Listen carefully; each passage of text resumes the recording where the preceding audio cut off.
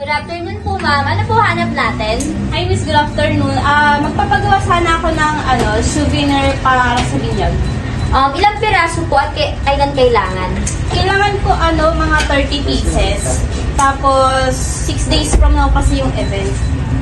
And yung budget ko nasa 500 lang. Meron ba kayo dyan, guys?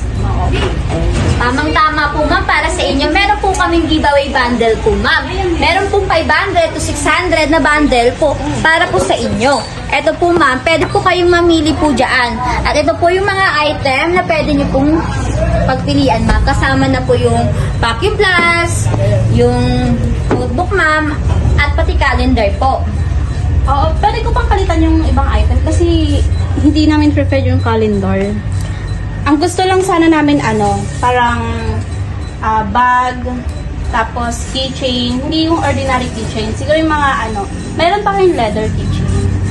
Yes po, ma'am. Meron po kaming leather keychain, And ma'am. coffee cup sana. And bag, tapos coffee cup po, ma'am. Ito po, ma'am. Ito po yung canvas bag po namin, ma'am. Sable print po yung gamit po namin. Ito po yung coffee cup. Ito, ma'am, nakikita niyo po, para siyang Starbucks type. Tapos, ma'am, hindi po siya basta-basta nag-leak. Pwede po itong UV sticker, UV print. Pwede ko siya palagyan ng pangalan, individual name.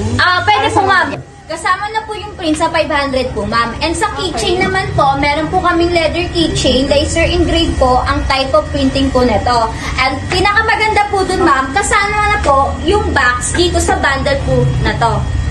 Okay, yung sa box, maganda yung box nyo Pwede ko ba siyang lagyan ng ribbon, tapos individual names? Yes po, ma'am.